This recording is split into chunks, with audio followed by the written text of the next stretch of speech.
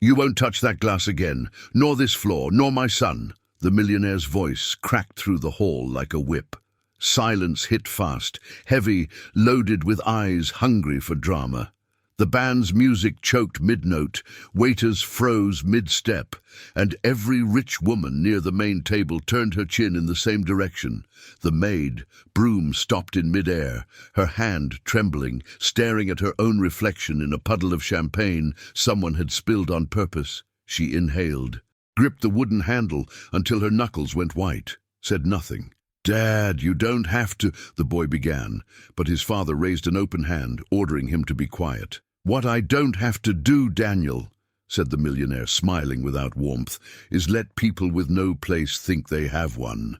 This is an engagement dinner. There are rules." He adjusted the flower on his lapel slowly, cruelly, like ending a sentence. Short laughs sprouted around the tables. Those thin laughs that smell of expensive perfume. The first of the 5 new wife candidates leaned forward, letting her necklace catch the light, and said loud enough for everyone to hear, "She stains what she cleans." Another wave of giggles. The band pretended to tune their violins to hide the noise. The maid lowered the broom and, without lifting her head, started wiping the mess with a cloth. Her simple dress showed the waist of someone used to carrying weight in silence.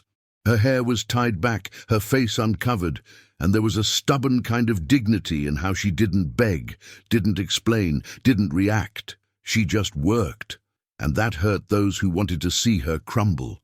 Daniel bit his lip. He was 15, maybe 16, with eyes tired from growing up surrounded by people who never really saw him. He remembered. He remembered the fever 3 years ago, the long night, his father away, the huge empty house, and her voice, low and steady, "I'll stay, until it passes." He remembered the cool cloth on his forehead, the improvised soup, the story she made up about a boy learning to listen to his own heart. He remembered, and that's why the scene burned now. "Bring another bucket," the millionaire ordered a waiter without taking his eyes off the woman on the floor. "And someone change that rag. Looks like something from a market stall." The second candidate raised her glass. "I would have sued if it were me. Ruined my heel."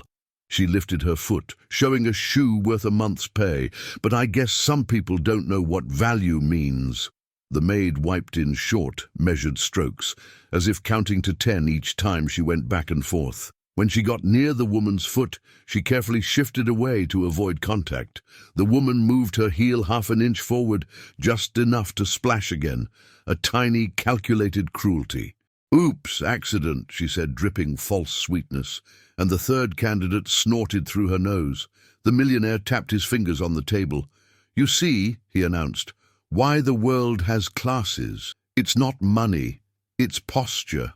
He looked at the maid as if studying a rare insect. Posture is knowing where not to put your body, where not to place your hands, and most of all, where not to set your eyes. The maid lifted her face, just a little, enough for him to see that she had eyes. Brown, humble but steady, not defiant, present, and that irritated him. "Eyes down," he said, smiling. "Looks prettier that way." Daniel stepped forward. "Enough, Daniel."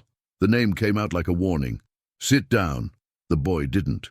He walked closer, every step crossing an invisible line. "She didn't spill anything. I saw it." His voice didn't shake. "Someone bumped her on purpose." The fourth candidate, the youngest, faked surprise. "What a serious accusation." Then to the maid, "It was you, wasn't it? Spilled it just for attention." Smiles flickered around them. "That trick works with needy people." The maid breathed again and spoke for the first time, eyes still on the floor. "I'd rather get no attention than the wrong kind." Her words came slow, every syllable weighed. "I'm cleaning." The fifth candidate, older and sharper, tilted her head, measuring the quiet courage in that tone. There was something there she recognized and disliked. "Such delicate boldness," she murmured, unsmiling. The millionaire rose. The entire room sensed a new act beginning. He circled the table with the stride of a man who owned everything. The flowers, the glasses, the signatures on the band's contract, the building itself, and by habit, the people. He stopped beside the maid, his cologne mixed with the smell of cleaning products, and the blend tasted like inequality. "Your name," he said, not asking. "What is it?" She looked up. "Rosa." "Rosa," he repeated, as if the word were too elegant for such cheap surroundings. "Rosa. Beautiful. Shame some flowers bloom in the wrong place." He turned to the guests with his trained charm. "Ladies and gentlemen, my apologies for the incident. Sometimes real life insists on crashing the party." Laughter. Toasts. A glass clinked, then another, then another. The band resumed a harmless jazz tune. But part of the room, the part that actually paid attention, stayed quiet, watching Daniel kneel beside Rosa. "Let me help," he said, taking the cloth. The boys' well-kept hands touched the cold puddle. Some guests whispered. Others pulled out their phones, the elite's favorite sport, filming someone else's fall. "Daniel!" The millionaire's voice burned his name. "Get up!" "I'm just cleaning," the boy replied, handing his father back his own poison. "Looks better that way." A second puddle, smaller, dripped from the edge of the table. The first candidate pretended to be startled, stepping her heel back just a fraction. The third quietly nudged her elbow, a silent request for restraint. None of them wanted to be caught as the obvious aggressor. Reputation has its own etiquette. The game of humiliation always wears gloves. Rosa took the cloth from Daniel's hands. "Thank you." That thank you carried something else, an unspoken plea for him not to start a fight he didn't know how to win. She already knew that battlefield. She knew exactly where the floor gets slippery. The millionaire took one step closer, just enough for his shadow to cover them both. "You're fired," he said without emotion. Just another decision among so many he made in a day. A murmur crossed the tables. Daniel straightened his back. "Without reason." "Reason?" His father lifted an eyebrow. "I don't need a reason to keep my house clean." Rosa didn't beg. She folded the cloth and placed it inside the bucket. "Understood." She turned to reach the cleaning cart, but the second candidate, with a touch of theater, accidentally rolled one of its wheels onto Rosa's dress hem. The fabric tore with a small, intimate rip that the band's mic didn't catch, but the silence around them amplified. Someone said, "Oops!" Another laughed softly. The first candidate snapped a photo. Daniel clenched his fists. "Stop it!" The millionaire raised a hand toward his son, calm like a strict teacher. "You're going to learn something today about adulthood." Then, turning to the guests, "Later, I'll have an announcement, an important one." The 5 candidates straightened up, catching the cue, and the hall buzzed with anticipation. The real game everyone had come to play was about to begin. He smiled at the women one by one, with that gleam that mixed calculation and pleasure. "You all know why you're here." Then, turning to Rosa with cold precision, "And you know why you're not." Rosa lifted the cart. The torn fabric exposed the worn lining underneath. There was shame there. It would be a lie to deny it, but also a rare kind of calm. The calm of someone who knows what she's made of when everything is taken away. She tilted her head toward Daniel, almost a nod, almost a silent, "It'll be okay." Then she turned toward the back door. "You won't say goodbye to my son," the millionaire said smoothly. "He doesn't need farewells from someone who never should have been here." Daniel stepped forward, breaking the invisible line once and for all. "She saved—" His father's glare cut him off. "Not tonight." And to the room, "Tonight is a celebration." The band obeyed, turning the music up. Lights danced on the walls. Waiters relearned how to smile. Everything tried to go back to normal, but normal doesn't return when the wound's been opened for everyone to see. Rosa reached the service door. Her hand paused on the handle for just a second, and in that second Daniel held his breath. She looked over her shoulder, not at the millionaire, not at the women, not at the cameras, at the boy. A small look that said 2 things, "Thank you and be brave." The door almost closed, almost when the first candidate, dramatic as ever, poured another streak of champagne along the table edge for a toast. The drop slid down in slow motion, glowing under the lights. Drops make noise when they fall in silence. The millionaire lifted his glass to the right choices. Daniel didn't raise his. His jaw was tight, eyes steady, a decision forming behind the anger. He realized at that moment it wasn't just about cleaning a floor. It was about where to look and how sometimes what seems smallest is what holds the whole house together. The drop hit the floor and burst into a world of tiny mirrors. Daniel saw his own face reflected in 30 fragments of himself. In every one, the same question, how long? No one noticed he already had the answer. And when the millionaire snapped his fingers, calling for attention to announce something that would change the course of the night, Daniel took a deep breath and made his first step in the opposite direction. The hall was still heavy with the bitter taste of humiliation. Everyone had seen the maid degraded, and the tension hadn't left the air. But the millionaire knew how to twist silence. He turned shame into performance. He rose slowly, his tailored jacket sliding over his shoulders like armor. He tapped his silver fork against the crystal glass, and the sharp metallic chime filled the room, drawing attention like a gong before battle. "Ladies and gentlemen," he said in a projected voice, every word slicing through the air, "tonight is not just a party. Tonight is the celebration of continuity, of my name, my home, my blood." Everyone focused. The crowd of wealthy and powerful knew that tone, the opening act of something unusual. "Since I became a widower," he continued, "there's been an emptiness. And emptiness does not belong in this house.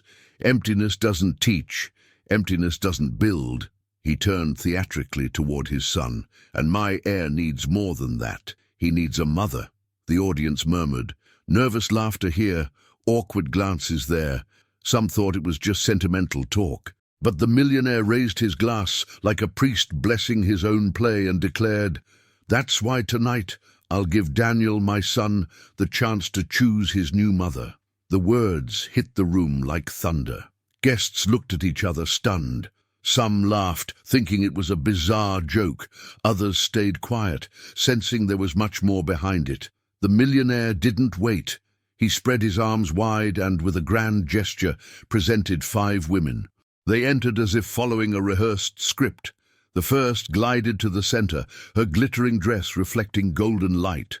Every step was calculated, showing off a necklace that alone could buy a small fortune. "I'm a businesswoman in the fashion world," she announced. "I can teach what real style and class are."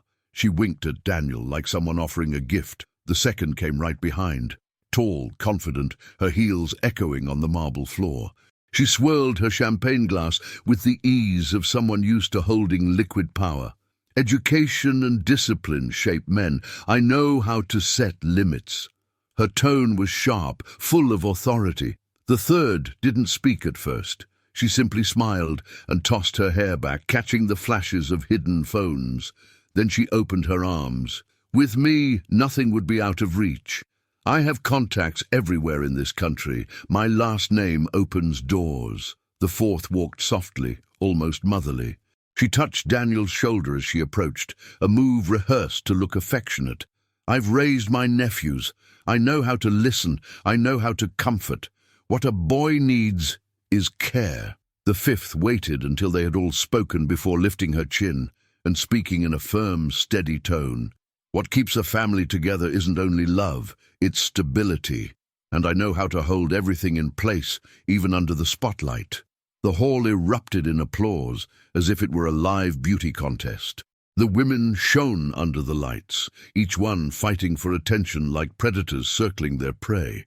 Daniel stayed silent. His face was red, not from shyness but from discomfort. His heart pounded. He felt like part of an auction, and the thought suffocated him. From the corner near the service door, Rosa watched. The maid who had been humiliated minutes earlier tried to shrink behind her cleaning cart, but Daniel saw her.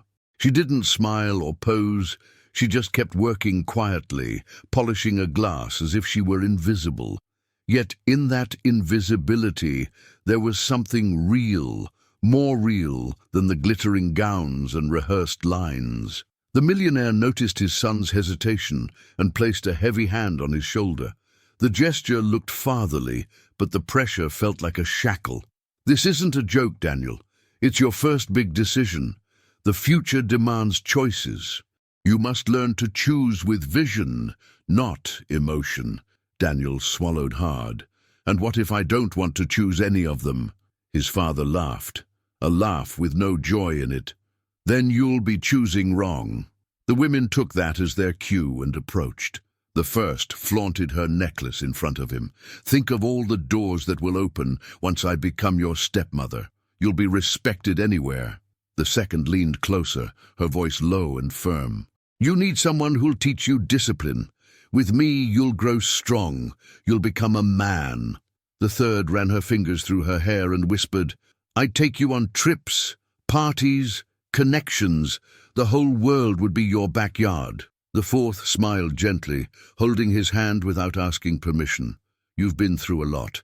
I can give you warmth. The fifth, imposing and confident, crossed her arms. Don't be fooled by empty promises. I'm the one who can keep a home steady. What you need is stability. The whole room buzzed with admiration for the show unfolding. It was spectacle. It was entertainment. But for Daniel, it was a cage. As the five women took turns speaking and posing, his eyes wandered, slipping past the glitter and the fakeness, until they found the far corner of the room. There she was, Rosa. She said nothing. She just wrung the wet cloth in a bucket. No jewelry, no dress, no speech, just silence. And that silence was worth more than all the words in the world. Daniel's chest tightened. He remembered that night with the fever, the cool cloth on his forehead, the calm voice telling stories about courage, the improvised soup, the steady tone saying, You're not alone. And right there in the middle of that stage set for vanity, he realized he still wasn't. The millionaire raised his glass again, commanding attention. So, my son, he said, watching Daniel like a guard watches a prisoner. It's time. Choose wisely. Among these 5 women, who will be your new mother? The entire hall held its breath. Cell phones quietly lifted. Guests leaned forward, and Daniel, standing in the middle of it all, felt his gaze pulled somewhere else. Not toward the dresses or the fake smiles, but toward the simple cloth twisted in Rosa's hands. The choice hadn't been spoken yet, but the suspense had already begun to burn. Daniel didn't answer right away. The hall waited, breathing with him, each second weighing heavier on his shoulders. His father, the 5 women, the guests, even the waiters pretending not to watch, they all wanted a choice. But the boy's eyes weren't on any of those women. He saw them, yes, saw the shine, the luxury, the arrogance dripping from their movements, but each detail didn't attract him. It pushed him further away. The first woman smiled with perfect teeth, but her eyes stayed fixed on her necklace, as if the jewelry mattered more than anyone there. I can teach you style, she'd said, and Daniel thought, who cares about style when all you want is to be seen as a person? The second, proud and composed, seemed to measure his every move, like she was inspecting a display item.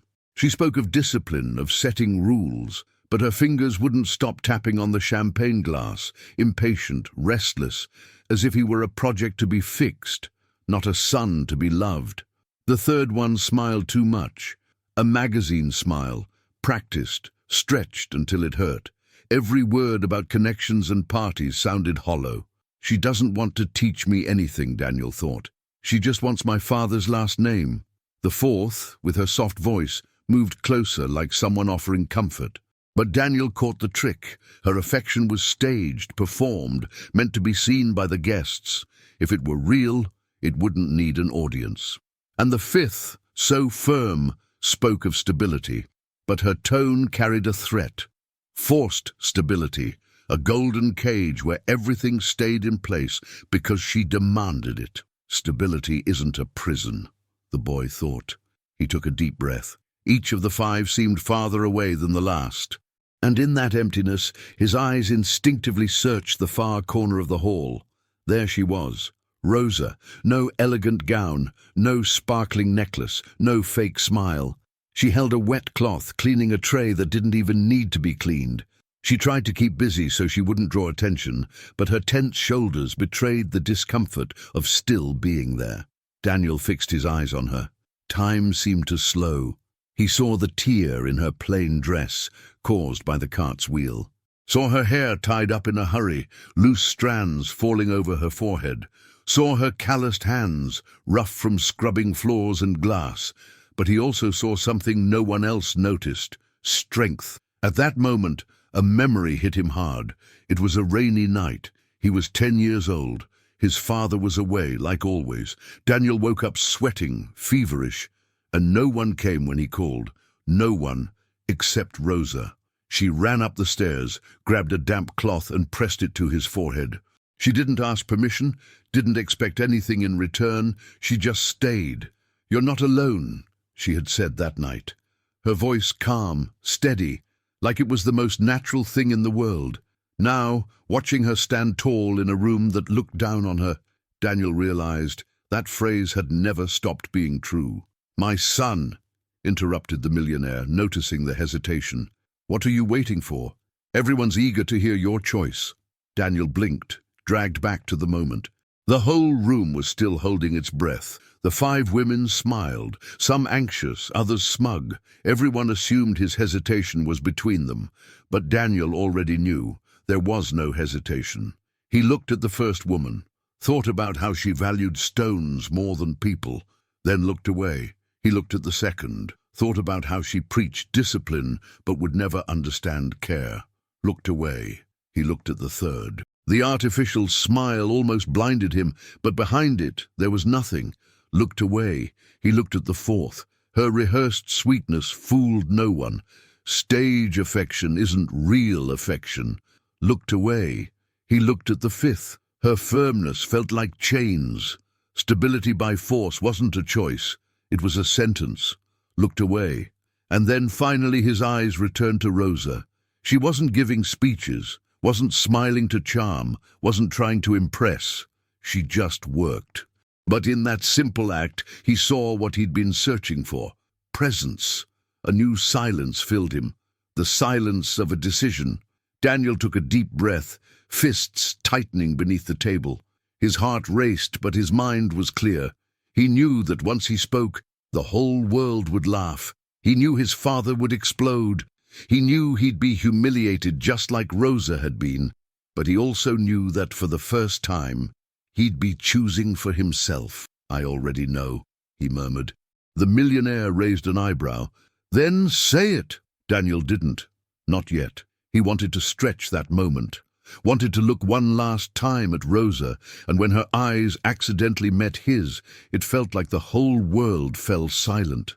A simple look, yet filled with everything no one else could see: dignity, care, truth. He smiled slightly, almost invisibly, and his heart answered, "It's her." The hall grew impatient. People whispered. The millionaire slammed his hand on the table. "Now, Daniel, speak." But before the words came, Daniel understood. By choosing, he wouldn't just be expressing preference, he'd be declaring war. And in that hall full of jewels and poison, a war was about to begin. The millionaire clasped his hands behind his back, pleased with the tension he had created. The entire room waited, and the 5 women stepped forward as if obeying an invisible signal. They didn't just want to be chosen, they wanted to win. The first was boldest. With a calculated smile, she pulled a silk scarf from her purse and let it flutter under the lights. "Style is more than clothes," she said loudly, her voice meant to carry. "Style is power. Daniel, with me you'd learn the value of presentation, how to impress before you even speak." She spun gracefully, her dress sparkling like a diamond reflection. The crowd clapped, some even whistled as if watching a runway show. The second didn't wait for the glow to fade. She straightened her posture and raised her champagne glass. "While some care about appearance, I care about discipline, and discipline is what builds real men. I know how to set rules, how to shape character. Daniel, with me, you wouldn't be lost in luxury. You'd be the one in control." Her tone was sharp, like a teacher who doesn't allow questions. The third chose seduction instead. She ran her fingers through her hair, walked to the center, and gave a smile that looked rehearsed 1,000 times in front of the mirror. "I have what the others don't. Connections. My last name opens doors, my contacts close deals, my friends move entire contracts. With me, you'd have access to everything, parties, trips, power. The crowd murmured, impressed, and she winked, as if she had already won. The fourth, gentler, took a different approach. She smoothed her dress softly, stepped closer to Daniel, and touched his arm. The gesture, watched by dozens of attentive eyes, seemed intimate, almost motherly. You need someone who cares, someone who listens when you're quiet. I can be that shoulder, that comfort. I don't just want to be your stepmother. I want to be your friend. There were sighs in the audience. A few even looked moved. The fifth was the last to speak and waited until the room fell silent. She didn't smile, didn't twirl her dress, didn't raise her glass. She simply lifted her chin and let her deep voice fill the air. Affection and connections can decorate, but what holds a family together is stability. I know how to keep control when everything threatens to fall apart. I can be the wall against gossip, against scandal, against any stain on this family's name. If you choose me, Daniel, you'll have what none of the others can give: security. A heavy silence followed. Then the hall burst into applause. Some guests even stood clapping with excitement. Each woman, in her own way, had captured a part of the crowd, but Daniel didn't clap. He watched, one by one, the gestures that revealed more than the words. The first didn't really talk about style, she talked about vanity. The second didn't talk about discipline, she talked about control. The third didn't talk about connections, she talked about interest. The fourth didn't talk about friendship, she talked about performance. And the fifth didn't talk about stability, she talked about absolute power. His chest tightened. It was like watching an auction where everyone offered something valuable, but nothing of real worth. Then, one of the women broke the script. The first candidate, still holding her silk scarf, pretended to stumble and spilled a few drops of champagne, just close enough to where Rosa was passing with her cleaning cart. "Careful, dear," she said loudly, pretending concern, though her smirk gave her away. "Seems like even when you try to clean, you just make a mess." Laughter rippled through the hall. Rosa crouched quietly, using her worn cloth to dry the spill. She didn't complain, didn't reply.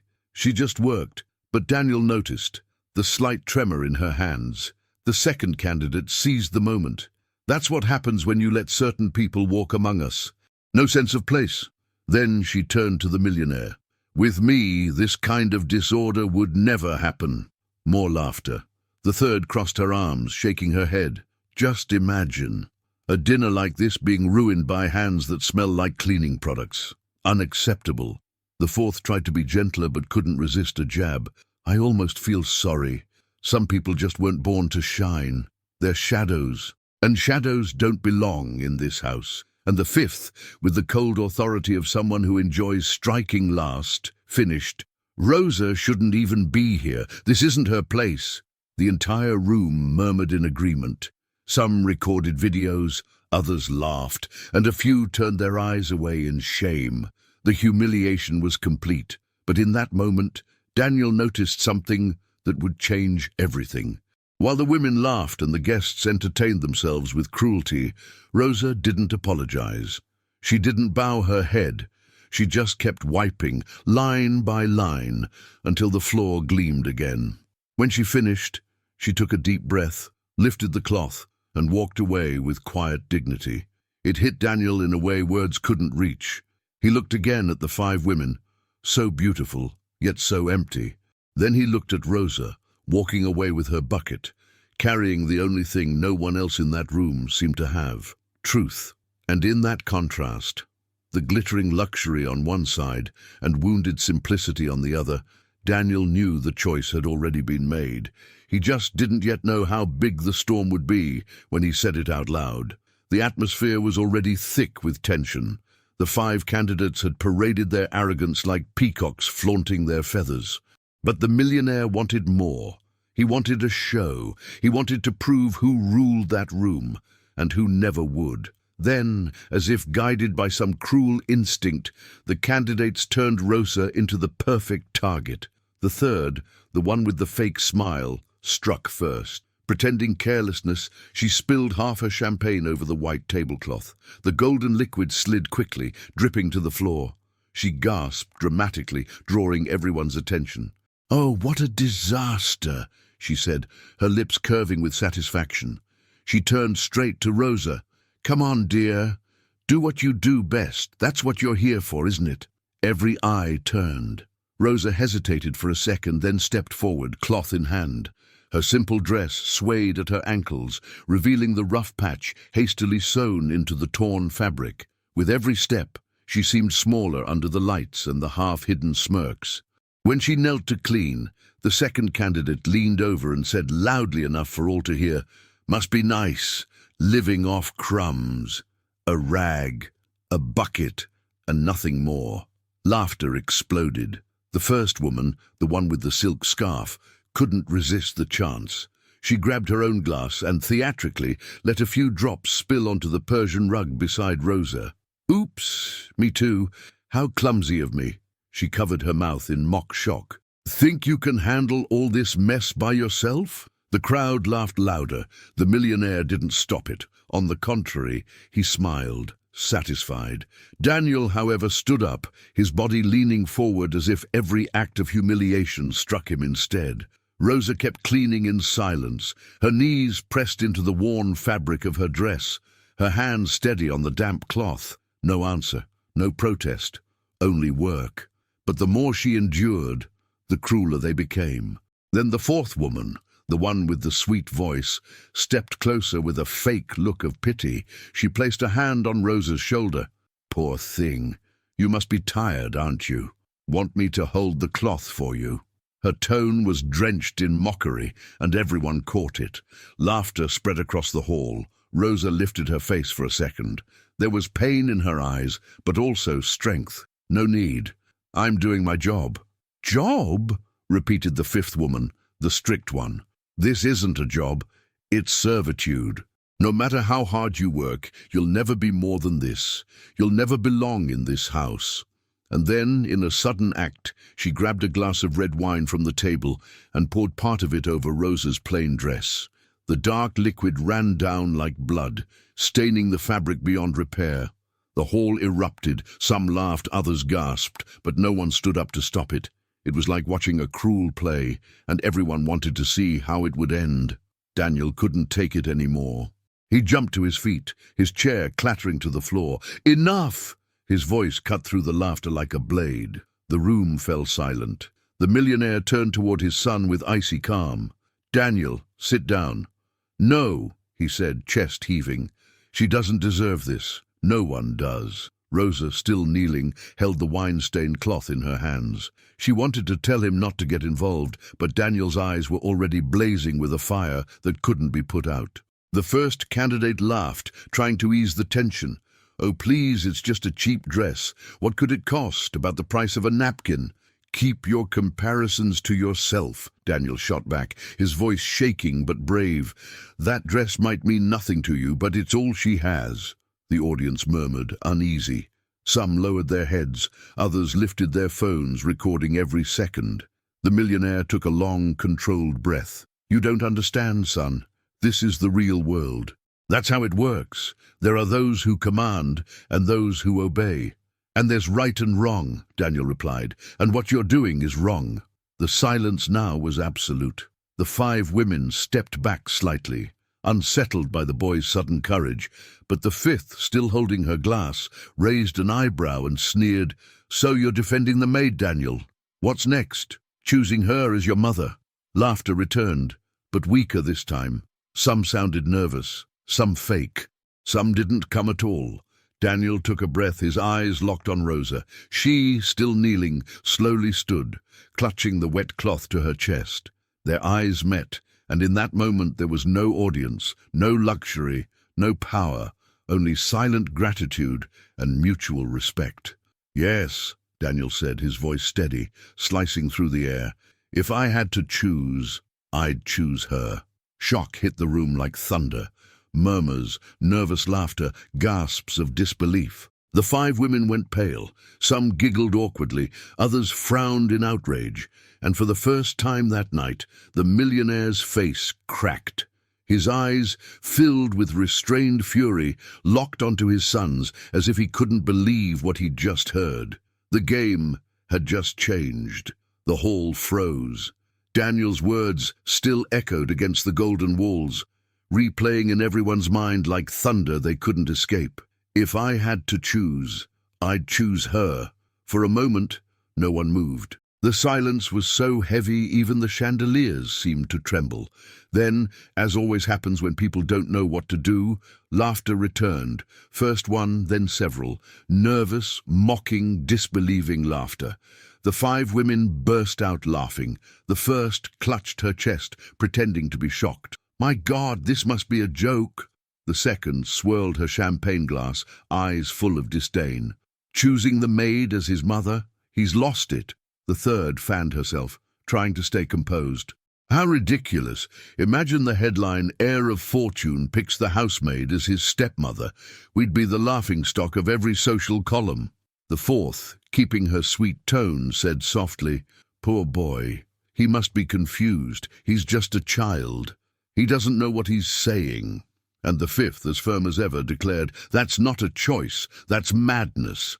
The entire room applauded their jokes, but something in the air had shifted. Beneath the laughter, there was unease. Some guests exchanged serious glances.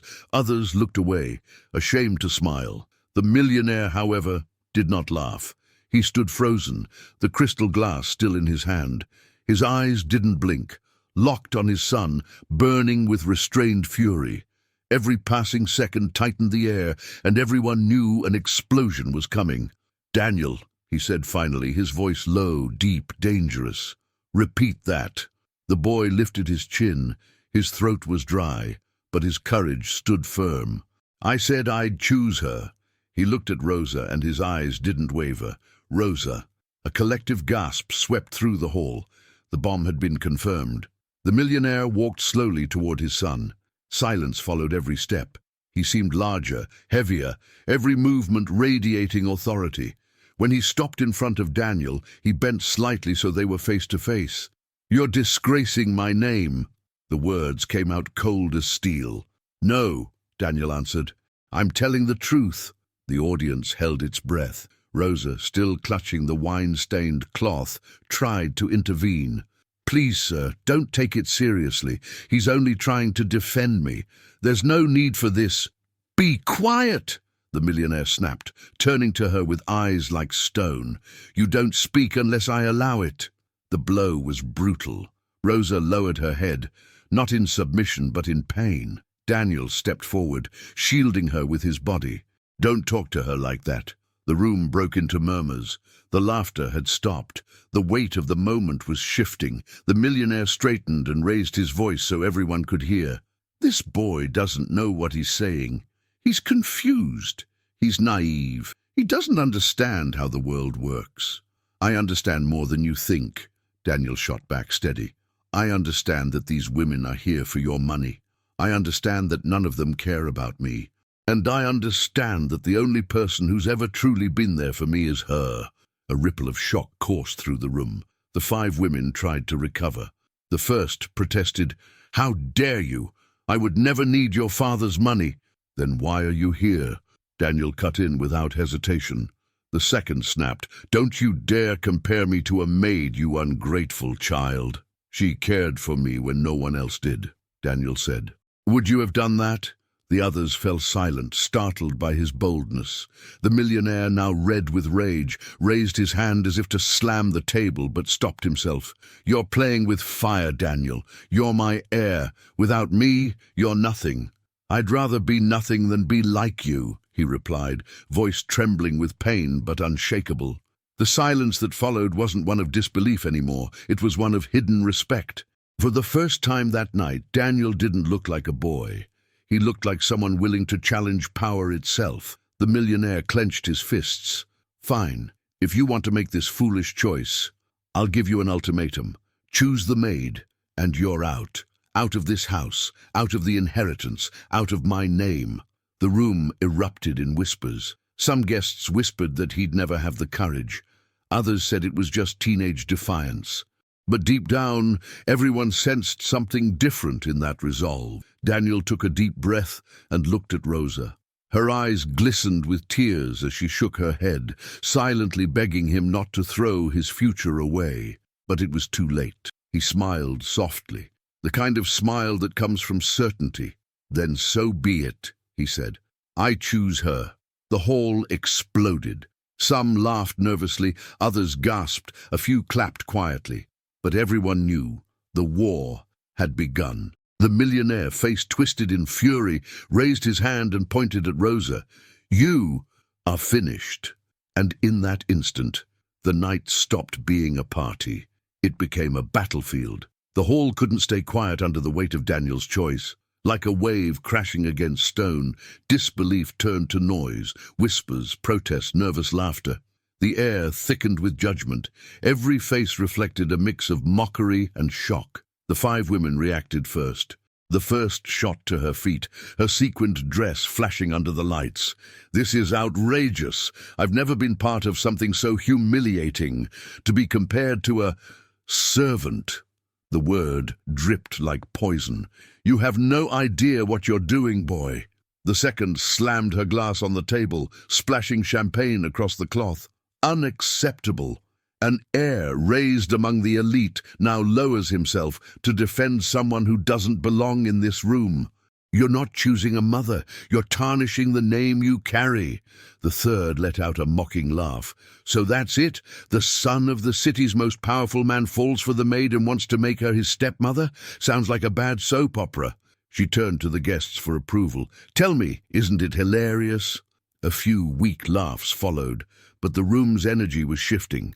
The fourth kept her sweet tone and walked toward Daniel, gently resting a hand on his arm. "Sweetheart, you're confused, I understand.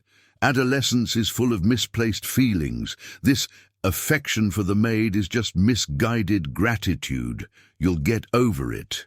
The fifth, the sternest of all, crossed her arms and said in a low, commanding voice, "This isn't just absurd, it's offensive. Rosa isn't merely unworthy of being considered a stepmother, she's a danger to this family's reputation. Even mentioning her as an option disrespects everyone here." The crowd watched like an eager audience at a play where the lead actor had just forgotten his lines. Guests whispered, laughed under their breath. Some even clapped for the women, but others looked away, uneasy in the face of Daniel's courage. The millionaire didn't let the storm fade. He took a step forward, raised his arm, and called for silence. The command was obeyed instantly. "My friends," he said in a solemn tone, "witness with your own eyes the result of a mind poisoned by naive compassion. My son, heir to everything I've built, has just chosen the maid." He paused dramatically. "This isn't foolishness, it's an insult. To our class, to our name, to my legacy." Murmurs of approval spread through the hall. Daniel felt the weight of hundreds of eyes on him, judging, mocking, but he didn't step back. "It's not an insult to choose someone who treated me like a son when you weren't around," he said, his voice steady. The line hit the room like a spark on dry straw. The murmuring grew louder. "Lies!" shouted the second woman. "He's delusional. It's just a childish whim," the first snapped. "It's a phase. He'll forget," the fourth added, feigning kindness. "In the meantime, the honor of this family is being dragged through the mud," finished the fifth. The millionaire raised his voice over the chaos. "Enough! This boy needs to learn his place. He doesn't make the decisions. I do. And I've decided that Rosa is nothing more than an employee who forgot her place." Rosa, who had stayed silent all this time, clutched the stained cloth against her chest, fighting back tears, but in her eyes there wasn't submission. There was something deeper, dignity, bruised but unbroken. Daniel took a deep breath, his heart pounding like a drum. He knew he was alone in that fight. Everyone was against him, his father, the 5 women, the entire crowd. But he also knew there was no turning back. "Father," he said, his voice strong, "if you want to teach me about choices, then listen. This is mine. I don't want luxury or influence or discipline from people who never cared about me. I want someone who was there when no one else was. Someone who saw me as a person, not as an heir." The silence that followed was different now. No longer disbelief, just discomfort. Many guests looked away. Some couples whispered to each other, uncertain. It was hard to mock someone who spoke with that much truth. The millionaire narrowed his eyes, furious. He could feel his son's words beginning to sway the room. He couldn't let that happen. "You're delusional," he said coldly. "Those are cheap emotions. Emotions don't build empires. Money does. Power does. And that woman has neither. She has what none of these five have," Daniel countered. "She has a heart." A collective gasp spread through the hall. The women glanced at one another, wounded in their pride.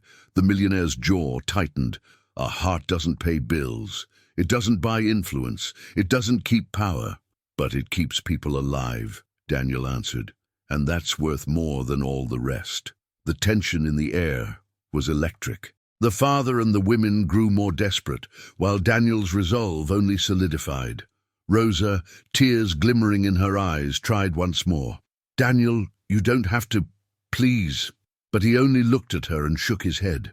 The decision was made. The millionaire, realizing he was losing control of the room, raised his voice, his tone final and sharp. "If you insist on this madness, you'll face the consequences. This isn't just your choice, it's your sentence."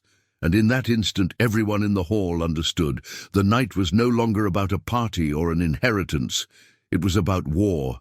A war between the coldness of power and the courage of a boy who dared to choose differently. The entire hall waited for Daniel's final move. Every eye on him felt like a blade pressed to his courage. His father had declared his choice a sentence, but Daniel didn't flinch. If anything, he looked stronger than ever. He took a deep breath, placed a hand over his chest as if drawing strength from within, and stepped forward. "You all want to know why I chose her." His voice was clear, echoing all the way to the back of the hall. "Then I'll tell you." The whispers died instantly. Everyone waited, some ready to laugh, others simply curious, and a few already uneasy. Daniel lifted his chin and went on. "3 years ago I got sick. A high fever that made me weak and scared. It was the middle of the night. The doctor wasn't here. My father was traveling, and the whole house felt empty. No one came when I called. Not a guard, not a waiter, not any of the people who are laughing at me now. Only one person did." He pointed toward Rosa, who clutched the cloth tighter against her chest, her face a mix of confusion and emotion. "Her, the maid you all looked down on. She was the one who stayed with me. She brought me water, put a cold cloth on my forehead, told me a story so I could sleep. I thought I was going to die that night, but she gave me courage. She had nothing to gain from it. No money, no favor, no reward. She just stayed because she cared." A heavy, uneasy silence took over the room. Guests shifted in their seats, restless. Many remembered their own moments of loneliness, surrounded by people yet completely alone. That scene struck deeper than anyone dared admit, though many tried to hide it. The millionaire let out a contemptuous laugh, trying to shatter the growing impact. "You're romanticizing nonsense. It means nothing. It was just a gesture, a servant's whim, trying to please the heir." "No!" Daniel's voice thundered across the hall, sharp and unwavering.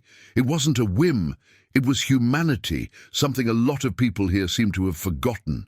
The women exchanged glances, some uneasy, others furious. The third, ever mocking, scoffed. "Oh, please! Who hasn't taken care of a sick child? That doesn't prove anything. It just shows she can handle simple chores." Daniel looked her straight in the eye. "And you? Would you have done it? Would you have lost a night's sleep to stay beside a child who isn't yours? Would you have made soup at 3 in the morning without being asked? Would you have held someone's hand just because they were scared, even when you didn't have to?" The woman faltered, words stuck in her throat. The laughter around them faded. "She's not just a maid," Daniel continued, his voice rising with each word. "She's the only person in this house who's ever treated me like a person. Not as an heir, not as a transaction, not as a ladder to climb. She treated me like a son." The words hit like blows. Rosa brought a trembling hand to her mouth, tears sliding silently down her face. The millionaire clenched his fists. "You don't understand, Daniel. The world doesn't run on kindness. It runs on strength, power, and money." "And what's the point of all that money?" Daniel fired back. "If you can't offer a single act of care? If you have everything but no one real beside you?" A murmur rippled through the crowd. But this time it wasn't mockery, it was reflection. A few guests nodded subtly. Others looked at Rosa with new eyes, seeing not a shadow, but a person. The first woman stood, desperate to regain control. "This is emotional manipulation. You can't put the future of this house in the hands of someone uneducated, without status, with nothing to offer." Daniel turned toward her. "And what do you have to offer? A shiny necklace, a polished image, ego. That doesn't hold anyone up. She's worth more than all the glitter you wear." The woman went silent, breathless. For the first time that night, the audience's laughter turned on her. The second woman tried to fight back. "You're blind. This is just misplaced gratitude. You're confusing affection for love." "I'm not confused at all," Daniel replied. "I know what interest looks like. I've seen it all my life, and I know what real care feels like. Rosa doesn't want anything from me, but she gave me everything when I needed it most." The hall was now split. Half of the crowd still looked down their noses, clinging to prejudice, but the other half gazed at Rosa differently, remembering Daniel's words. "She treated me like a son." The millionaire sensed the shift in the air. Rage flared inside him. He couldn't lose control of the narrative. "You think you can challenge me, challenge my world, with a handful of sentimental memories," he growled. "If you keep this madness up, I'll strip you of my name, cut you out of my fortune, take everything from you." Daniel took a deep breath. His legs trembled, but he stood firm. "Then take it. Because if keeping your name means denying the only person who's ever truly loved me, I don't want it." The shock was seismic. Guests gasped aloud. A collective "oh" that filled the hall. The 5 women stepped back. Rosa covered her face, overwhelmed. Daniel had just thrown away the one thing everyone believed he'd never let go of, the inheritance. And the hall, once loud with arrogance, fell into a silence so heavy it felt like the calm before a storm. The atmosphere had changed completely. Daniel's words had split the night in two like a bolt of lightning tearing the sky. Some guests still forced laughter, clinging to superiority, but others exchanged uneasy glances, unable to deny the boy's strength. The millionaire, though, refused to yield. His face flushed red, his jaw locked, anger burning through his voice. He had never been challenged like this, least of all by his own son. "You have no idea what you're doing, Daniel," he said, his voice booming across the hall. "Every word you speak is a wound to my name, and wounds to my name don't heal. You're not just being rebellious, you're trying to destroy everything I built." Daniel didn't back down. Standing before his father, he looked smaller in body, but larger in spirit. "I'm not destroying anything. You are. Every time you humiliate someone, every time you treat people like objects, Rosa doesn't deserve this. No one does." The crowd stirred again. The first woman cried out, "He's lost his mind. He's putting a mere servant above his own family, above his inheritance. It's disgraceful." "Disgrace," Daniel shot back, "is mistreating the people who work for you. Disgrace is laughing at someone who's on the floor. That's the real shame."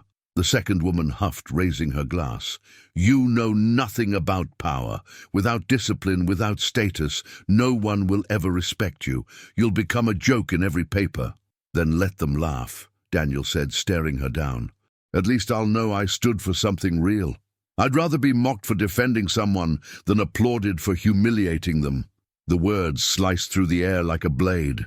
The third woman tried to laugh, but it came out as a shaky, nervous gasp.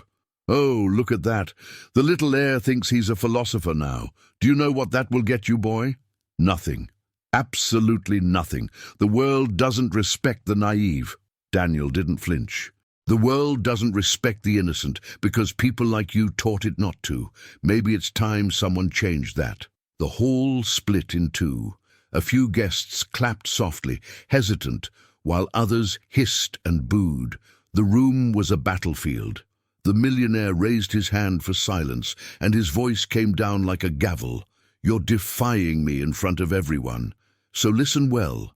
If you keep going down this path, you'll leave this house with nothing. No name, no fortune, no support.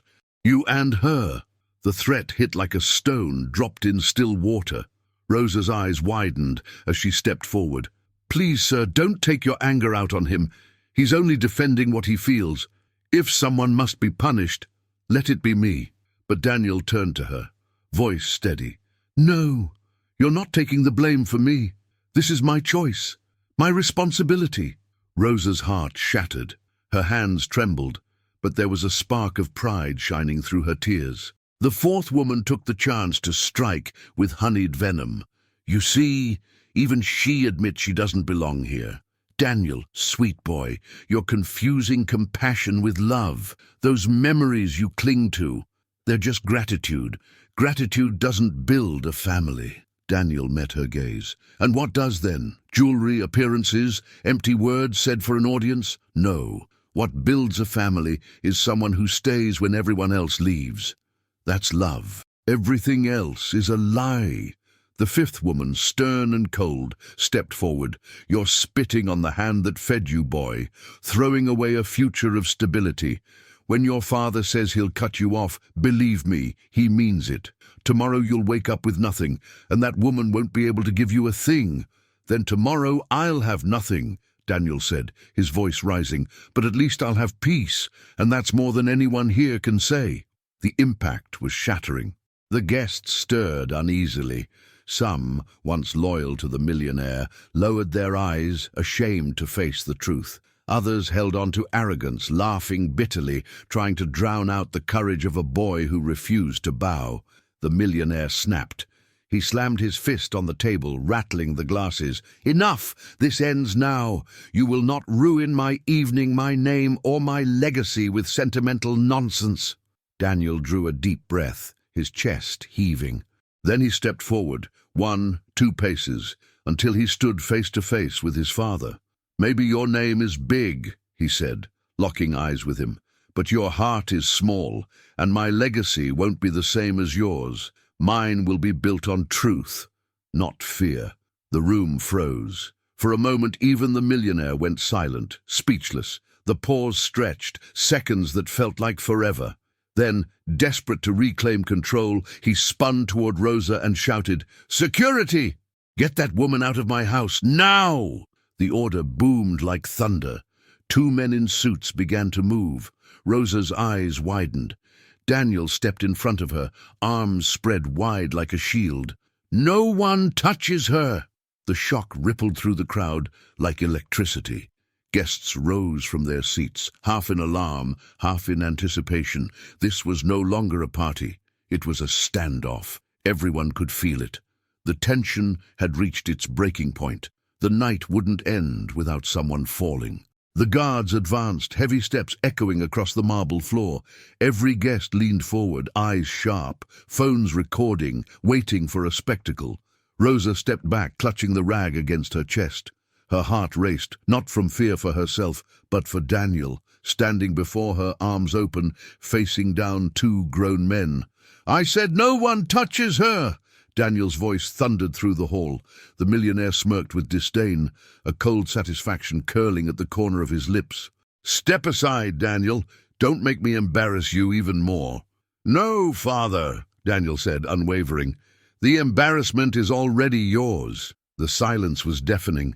Even the chandeliers seemed to hold their breath.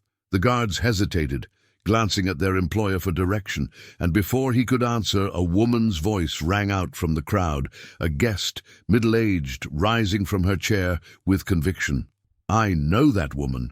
Every head turned. The focus shifted from Daniel and his father to the stranger walking calmly toward the center of the hall. The millionaire frowned, irritated. "You know her," he scoffed. "A random maid. Unlikely." The woman ignored him and fixed her gaze on Rosa. "It was you, wasn't it? That night at the hospital?" Rosa's eyes dropped, her face flushing. Daniel looked at her, bewildered. "Tell them, Rosa," the woman urged. "It was you who saved the boy hit by that car that night, wasn't it?" The hall erupted in gasps and murmurs. Daniel's eyes widened in disbelief. "What?" Rosa took a deep breath.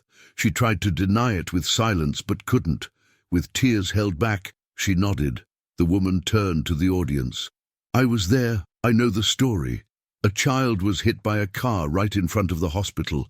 Everyone was panicking, and she was the first to run toward the scene.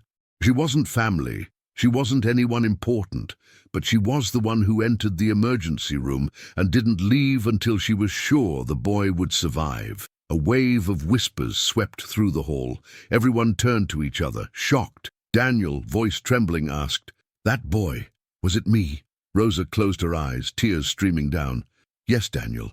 You don't remember because you were unconscious. But that night, I promised myself that as long as I was alive, I would never let you be alone." The entire hall went silent. Daniel brought a hand to his mouth, eyes glistening. The memories rushed back. Of the fever, the improvised soup, the stories she told. She hadn't only cared for him when he was sick at home, she had saved his life. The millionaire tried to regain control. Lies, fabricated tales meant to manipulate emotions, a cheap act. But the guest's voice rose above his. "I saw it with my own eyes. She was there. Ask any nurse from that night. It was the talk of the hospital, the cleaning lady who saved the tycoon's son but never received any recognition." The shock was crushing. The 5 women, once so confident, now stood pale and panicked, exchanging desperate looks. The guests, once divided, began to shift to Rosa and Daniel's side. Daniel turned to his father, his voice trembling with anger and emotion. "You never told me. Never. She saved my life, and you treat her like garbage." The millionaire stood frozen, speechless, the mask of authority beginning to crack. "Don't you see, father?" Daniel continued, tears falling freely. "She was already my mother long before tonight.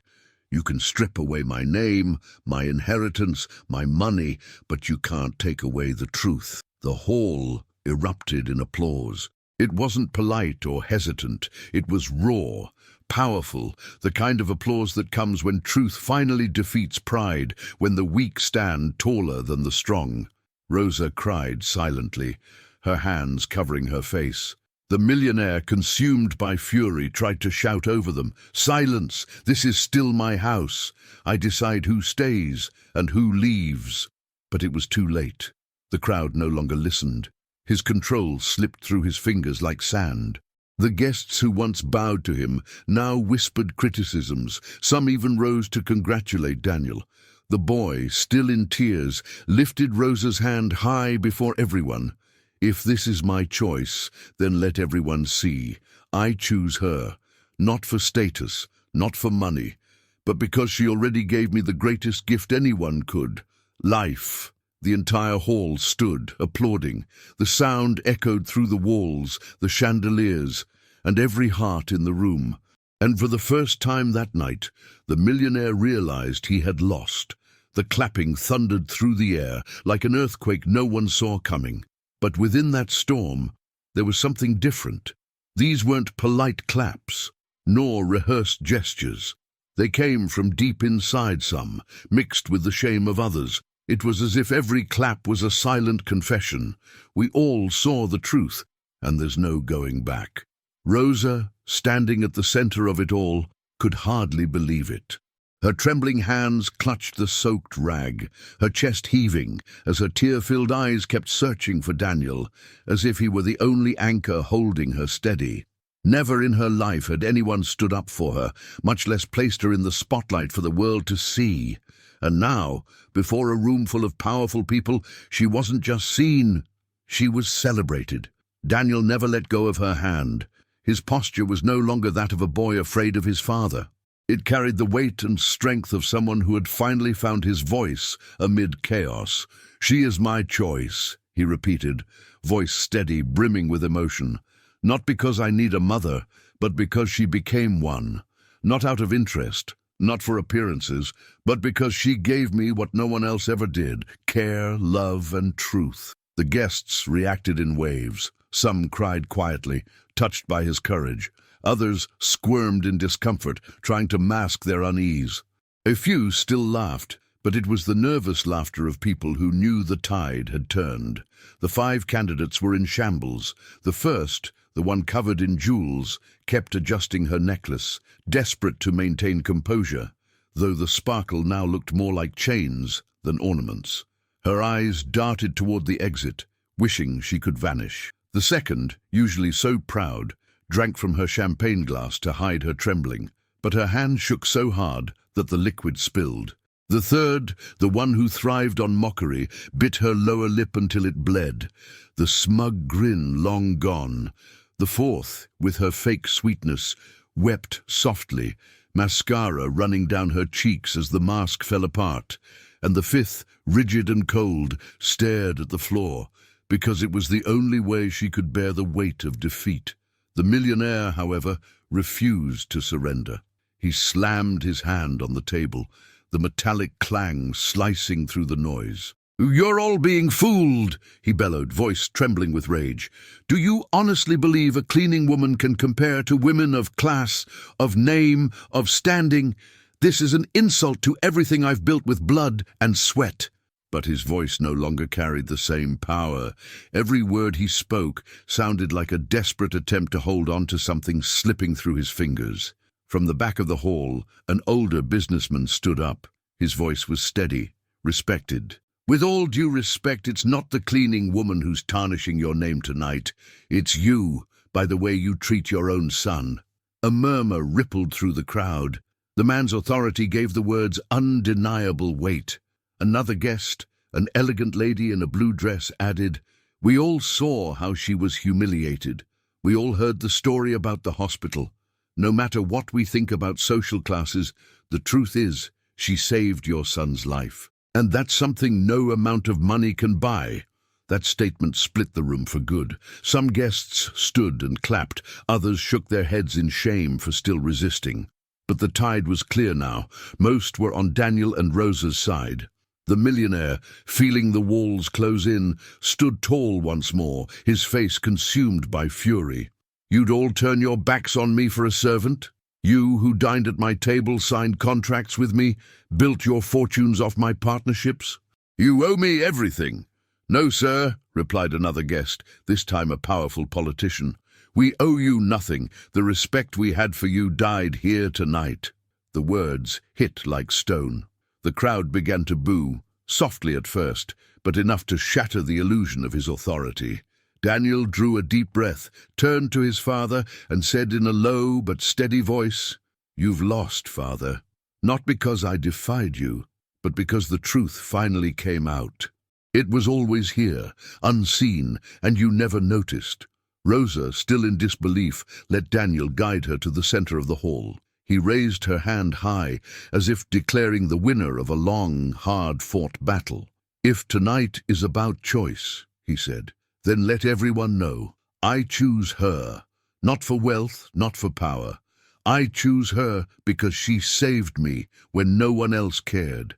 I choose her because she's the only one who never left me alone." The hall erupted into thunderous applause. People stood, clapping and shouting words of support. It was as if the sound itself was releasing years of silence, of injustice, of fear. The millionaire, defeated, tried to speak, but his voice broke. The once proud face now showed the rage of a man who realized he'd been beaten in front of everyone. He no longer had an audience, no longer had control. The party he'd planned to flaunt his power had become the stage of his downfall. The 5 women began to slip away quietly, unable to bear the weight of the moment. The glittering necklace, the champagne glass, the rehearsed smile, the fake sweetness, the rigid pride, none of it mattered anymore. They had all been reduced to background characters in a story far greater than themselves. Daniel, holding Rosa close, looked at her through tears and whispered, loud enough for all to hear, "You don't have to be my stepmother. You're already my family." Rosa broke down crying, but this time it wasn't from pain. It was from relief, from recognition, from dignity finally restored after years of invisibility. And in that moment, before everyone, the victory was undeniable. It was no longer about inheritance or status. It was about poetic justice. The millionaire stood frozen, isolated, defeated by his own son and by the woman he'd always considered worthless. The man who once ruled over everyone was now learning in his own house that he ruled over nothing at all. The applause didn't stop. And for the first time that night, Rosa let the cleaning rag fall from her hand. The entire hall was on its feet. Deafening applause. Some had tears in their eyes, others stood in humbled silence. What had begun as a celebration of power had turned into a moment of history. A boy and a cleaning woman had just defeated a millionaire before his own court. Rosa trembled. Her hands were still damp, clutching Daniel's tightly, afraid it might all vanish like a dream. But with every clap, with every look of respect, she realized it was real. For the first time in her life, she wasn't invisible. Daniel lifted her hand once more and said in a clear, unwavering voice, "Tonight is no longer about inheritance or power. Tonight is about truth. Many of you laughed, mocked, and found joy in watching someone brought low. But if it weren't for her, I wouldn't be standing here. You wouldn't be applauding an heir. You'd be mourning a coffin. Think about that before you decide who deserves respect." The words hit like hammers. The silence that followed was heavy, thoughtful. Some guests lowered their heads in shame. Others raised their hands again to applaud, not just for the boy's courage, but for the woman's truth. The millionaire stood apart, motionless, a statue ready to crack. His face remained stiff, but his eyes betrayed it all. He had lost, not just control of the night, but his lifelong war against compassion. One of the guests, a well-known businessman, approached Rosa and said clearly, "Madam, allow me to thank you. Tonight we all relearned something we had forgotten. That character is worth more than fortune." He shook her hand with respect, and others followed one by one, until Rosa, blushing and tearful, found herself surrounded by gestures of gratitude.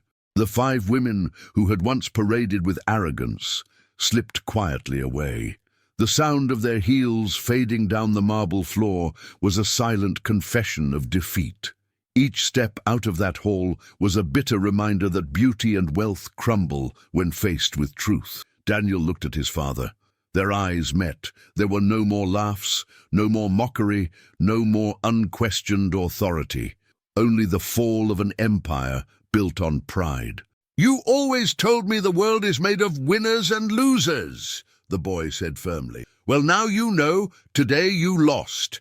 Not to me, not to Rosa, but to something you never managed to have: humanity." The millionaire tried to speak, but his voice broke. No argument could survive that sentence. He was alone. The audience, once complicit, now stared at him with cold indifference. And then, true poetic justice unfolded. The guests began to step away from him. One by one, all those who used to flatter him, who smiled at his parties, who signed contracts under his shadow, now turned their backs.